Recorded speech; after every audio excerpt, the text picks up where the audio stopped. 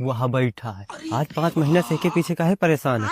यह भट्टा के मुंशी एक के नीचे कम से कम 150 आदमी काम कर रहे। अगर एक जोड़ ले गयो तो 150 नहीं आपन।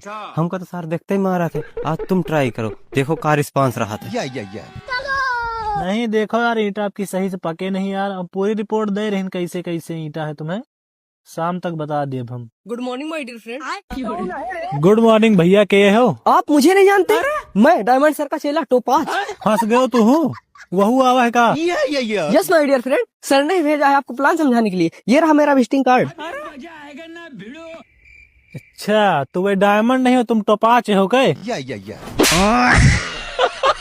क्या हुआ टोपाज? चलो बलावत हैं, जुड़े तैयार हैं। Congratulation sir. अच्छा